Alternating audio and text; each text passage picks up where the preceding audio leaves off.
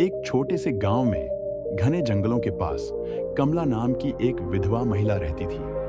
कमला की उम्र 35 साल थी। स्वागत है हमारे चैनल में। वाईजी ज्ञान में चैनल को सब्सक्राइब कर लो दोस्तों। और उसके पति की मृत्यु 3 साल पहले हुई थी। वह अपने 10 साल के बेटे रोहन के साथ एक छोटे से कच्चे घर में रहती थी। पति की मृत्यु के बाद कमला का जीवन कठिन हो गया था।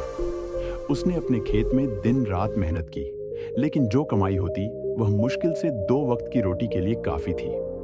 गांव में लोग कमला से सहानुभूति रखते थे, लेकिन उसकी मदद के लिए कोई आगे नहीं आता था। कमला खुददार महिला थी और किसी से मदद मांगना भी उसे पसंद नहीं था, लेकिन अंदर से वह टूट चुकी थी। उसके जीवन में न तो खुशी थी, न ही कोई सहारा।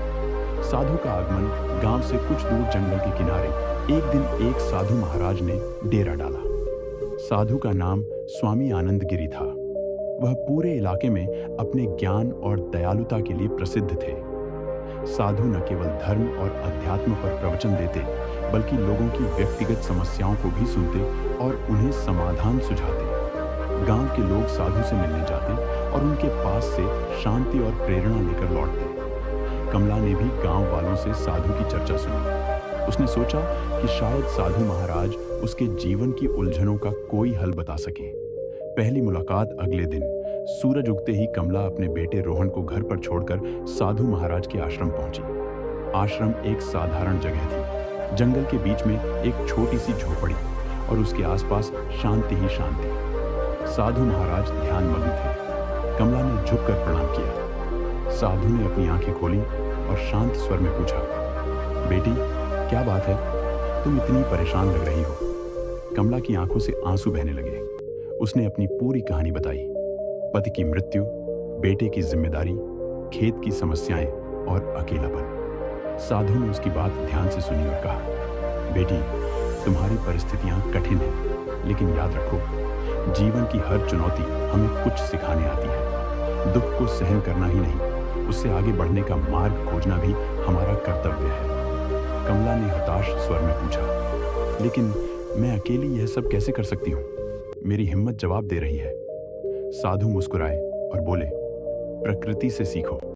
जैसे एक बीज मिट्टी के अंदर दबने के बाद भी पनपता है, वैसे ही तुम भी अपने भीतर नई ऊर्जा को खोज सकती हो। सबसे पहले अपने मन को शांत करो। हर दिन कुछ समय ध्यान में बिताओ। परिवर्तन की शुरुआत साधु से मिलने के बाद कमला ने उनके बताए रास्ते पर चलना शुरू किया।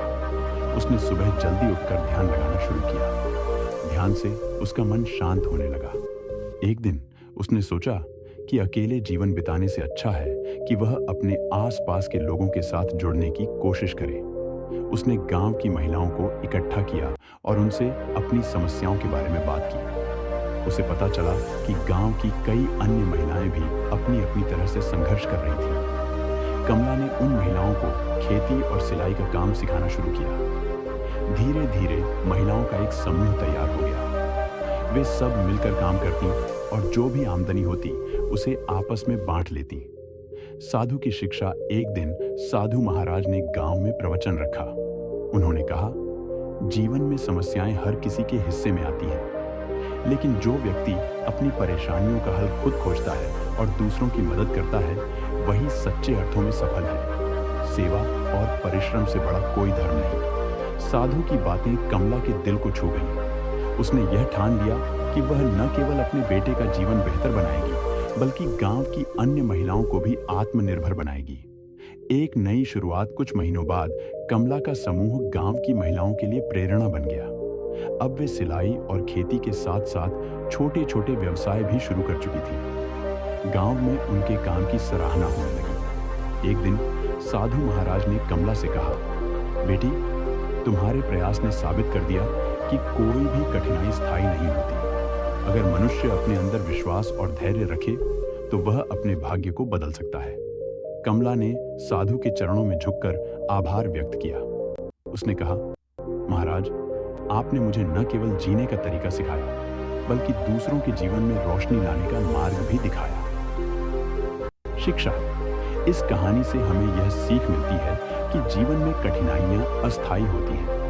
आत्मविश्वास, धैर्य और सेवा का मार्ग अपनाकर हम न केवल अपने जीवन को बेहतर बना सकते हैं, बल्कि दूसरों की मदद से समाज को भी सशक्त बना सकते हैं।